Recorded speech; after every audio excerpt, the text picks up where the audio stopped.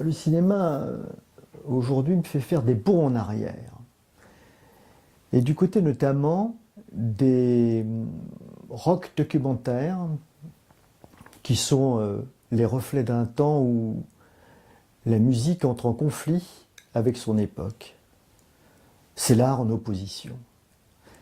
Et il y a quelques exemples emblématiques auxquels je pense, notamment le plus évident, Woodstock, et sa déferlante hippie en pleine guerre du Vietnam, Watsax, qui est la captation d'un moment crucial de la grande musique noire.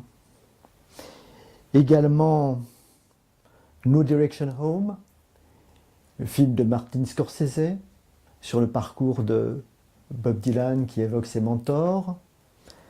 The Filth and the Fury, qui est un film sur les Sex Pistols et qui est probablement le meilleur focus sur le mouvement punk, dont Grell Marcus, l'essayiste, avait brillamment montré les liens historiques que ce mouvement entretenait avec Dada et l'international situationniste.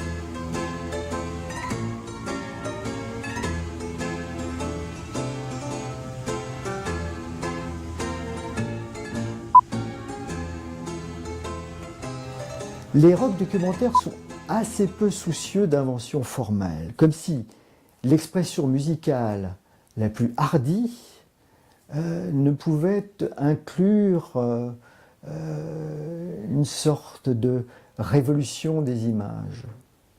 Et c'est ce que Frank Zappa et Tony Palmer avaient tenté en 1971 avec 200 Motels.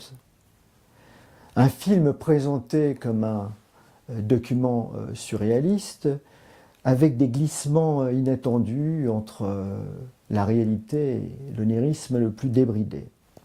Il s'agissait de montrer quoi? La vie d'un groupe en tournée, d'où le titre 200 Motels, qui correspond approximativement au nombre de concerts que les Mothers of Invention avaient donné 5 ans avant le tournage. On y voyait toutes les fantaisies d'un groupe capable de rire de tout, pratiquant des expériences de chimie, le travestissement, l'érotisme le plus farfelu. Et c'était un événement audiovisuel assez considérable dans un moment où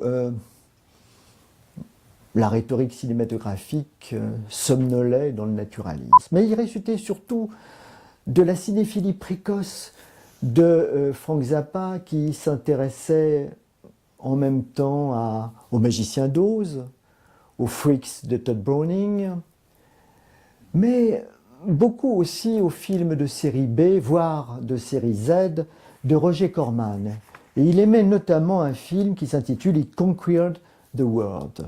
Car Zappa ne faisait aucune distinction entre la culture populaire et la culture savante. Il s'exprimait dans toutes les langues. L'une des clés de Zappa était Dada, qu'il avait découvert à travers Edgar Varèse, qui se trouvait à proximité de Francis Picabia, et il recommandait d'ailleurs à ses enfants de lire toute la littérature dadaïste. On le voit bien dans sa première prestation télévisée, le Steve Allen Show, il avait alors 22 ans, qu'il en connaissait tous les rouages. Il avait organisé un concert de musique aléatoire et une mise en scène qui devait beaucoup à Marcel Duchamp et à sa roue de bicyclette juchée sur un tabouret de bois.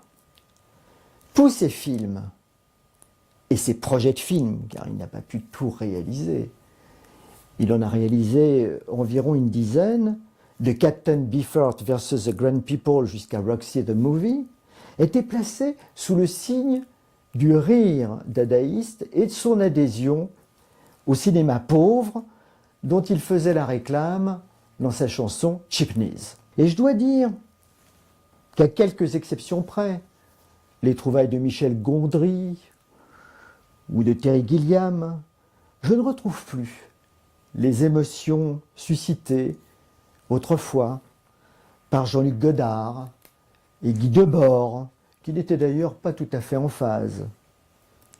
Et c'est dans Pauline s'arrache, un film d'Émilie Brisavoine de 2015, que j'ai pris le plus de plaisir en constatant qu'il était encore possible de surprendre en construisant des histoires à la fois loufoques et vraies avec des outils tels qu'une caméra DV, Super 8 et le smartphone, sans que l'apparente pénurie de moyens ne nuise à la puissance du message, bien au contraire.